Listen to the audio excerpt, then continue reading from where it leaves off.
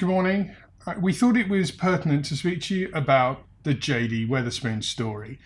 Most of you will be aware that they've made the unique decision to withdraw from social media. News broke yesterday morning, and what many of you probably don't know is we spent most of yesterday helping the BBC and other media outlets understand what this meant. Was it a good thing? Is it a bad thing? What does it mean for brands? Will more brands follow suit? Are there pitfalls that we should be aware of? Are our customers going to be disappointed if brands suddenly disappeared from social? After all, social media is inherent in everything we do in society today. And particularly younger generations, they're growing up with these tools, so it's part of their everyday life. So is JD Wetherspoon's decision smart?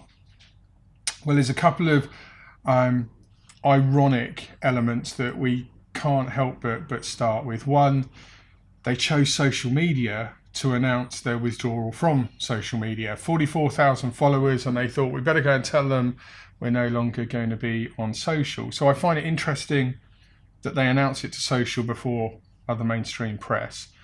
And then the chairman's comments, his reason for shutting down the social channels is that people are binging on social media. Again, a brand that's hand and glove with binge drinking with use today. I find it humorous on some parts that they make a moral stance against this form of binging, but the decision's been made. What does it mean? Is it going to be detrimental for the brand, and will other brands follow suit? Well, Wetherspoons are what we call a single branded operator. And what I mean by that, whether you go into a Wetherspoons in Kingston, London, or indeed up in Manchester, broadly speaking, the environments are going to be the same. You know what you get from a JD Wetherspoons. They're a bit like McDonald's and Burger King. You go there because you know what you're going to be getting, and that's value drinks, value food. It's a specific reason to visit with a specific audience. In those scenarios, running branded campaigns is less important because your customers understand your proposition and your customers will visit. However, there could be an argument that with younger generations being so immersed in digital channels, that if Wetherspoons aren't prevalent within conversations, are they going to influence visitation for future generations? Well, that remains to be seen. Certainly in my era when university days were upon us, Wetherspoons was a place we visited, and social, I'm embarrassed to say, wasn't around when I was studying, but we still went to a Wetherspoons, and I think that's largely still true today. There is, however, a number of pitfalls that we need to be mindful of. One, they're now going to be devoid of any conversation. The same audience that goes to a Wetherspoons environment are the same demographic that are visceral on social media. When things don't go their way or things aren't to the standard that they expect, they will be expressive on digital channels. And by not having social media channels, the belief that that's going to kill the conversation is naive. All that will happen is those rants will still rage, and customer frustration will still be published. Wetherspoons just won't be party to the conversation to defend themselves or straighten out incorrect allegations. And I think that part could come back to hurt them. And the customer service side of it, I think over coming months we'll realise that there's a price to be paid for their decision. For disclosure, we work with one of JD Wetherspoon's rivals, Marston's PLC.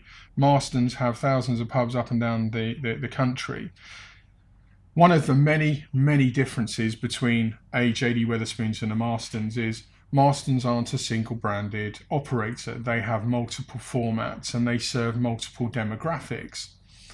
And in the same way that I've just said, Wetherspoon's audience understands their proposition and will go and visit, that can't be said of every pub brand or every alcohol brand for that matter.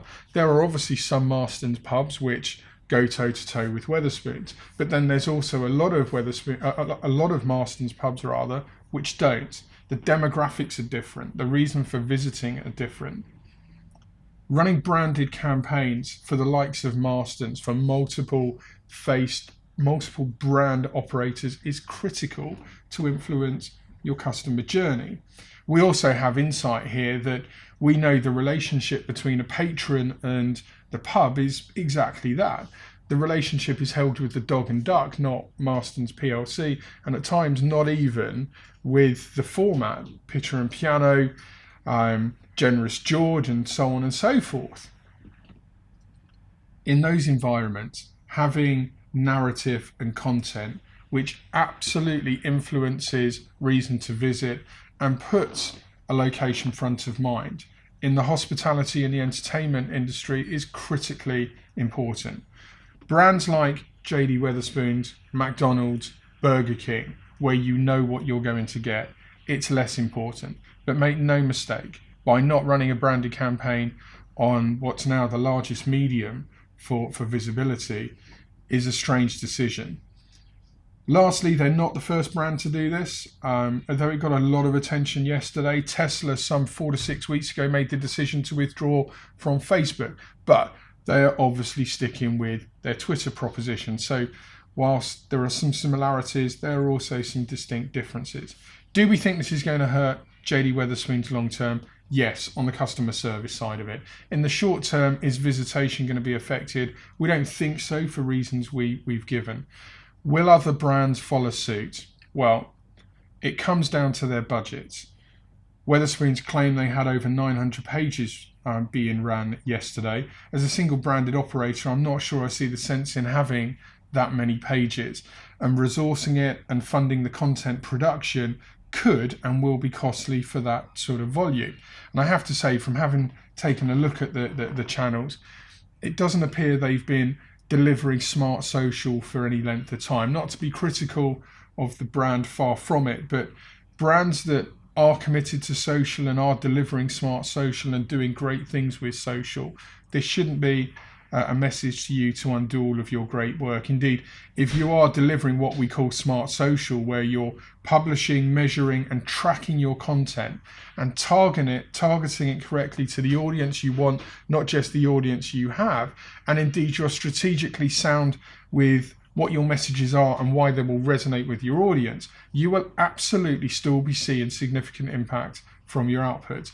It's quite clear that JD Wetherspoons weren't doing any of that. So I think we're looking at an isolated incident.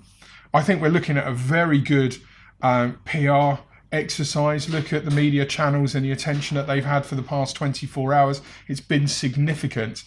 But should you be looking at this as a play? Probably not, and definitely not if you're a multi-branded operator who attracts multiple demographics.